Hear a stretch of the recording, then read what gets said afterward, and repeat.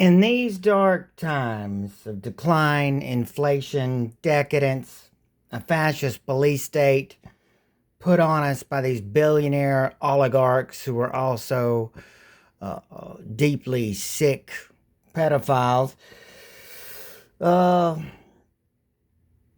there'll be more bad times before our day of deliverance. But many of us are pushing back against the fascism that comes to us with waves, tsunamis of anti intellectualism and the idiocracy that we live in. I wish I had better advice for my comrades out there fighting it, but I will tell you this: you've got to build a strong inner world, a personal inner life uh, to keep yourself sane. As Schopenhauer would say, he said, it's very, very difficult to find happiness in yourself, but it's impossible to find it in other people.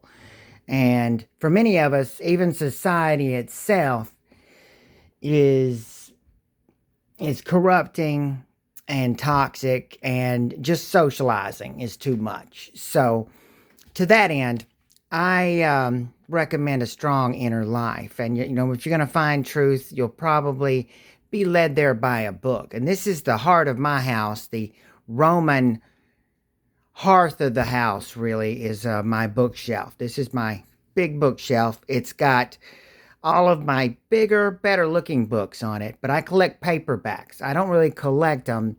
I'm a connoisseur more than a collector. I only keep really great stuff that I read, and this is the showcase of it. This is my pessimistic goth bookshelf, and you're not a real pessimist unless you've got a portrait of Schopenhauer looking over your library.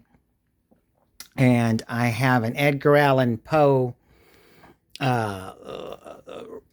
quote, "The Raven Lamp," that is lighting up the Gothic shelf. Edgar Allan Poe is up here. And let's see, I have a Capitoline Wolf, bronze, but she didn't have her babies with her, but that's why I got it cheap on eBay. For me, reading all started, well, in high school. Serious reading started with Henry David Thoreau's Walden, Civil Disobedience, his essay about John Brown. That's when I realized that possibly society is toxic. You got to work it out for yourself, maybe alone in a cabin in the woods. But beyond that, high school formative period was Oliver Stone's JFK, my favorite movie. And I started looking into Vietnam, the national security state, and reading Howard Zinn. And here's a book on Tet, and about fascism and police states, and particularly the Third Reich. And It Can't Happen Here, the book that's currently happening. And Oliver Stone is a huge hero of mine. I've read his books are down here, and his movies are the best. Also, Carson McCullers, Heart is a Lonely Hunter, that discovered in high school, and Sarah Vowell, from This American Life, discovered in high school. This is the whole Buddhist section here. Discovered Zen Buddhism and pessimism under Schopenhauer was actually much later, about age 30. My collection of books on the Kennedy assassination is up here. Don DeLillo's Libra, which is a novel. On the Trail of the Assassins, which is one of the books that JFK was based on. Here's Schopenhauer's works, The World as Will and Idea, and his essays, and Democracy in America is great. And let's see here. Discovered Joseph Campbell. And but so this is my pessimistic Gothic bookshelf.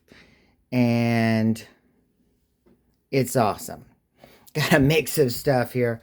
Got a large book on the female orgasm and William Shearer's The Nightmare Years on the Nazis. Here's a book about war movies that's so good, even Mom liked that book. That's my mom. I'm so old, I got a CD collection. And this back here is me, Dad, my brother rafting the Class 5 Ocoee. And I like the beat writers. I've got more books on Zen Buddhism, but a lot of them are small paperbacks by Alan Watts. I've got most of his books, and they just don't look good on a shelf. Aldous Huxley, Brave New World, is one of my favorites. I've got like 4 or 5 different copies and editions of it, and Brave New World Revisited, and After Many a Summer Dies a Swan, a favorite of his by me.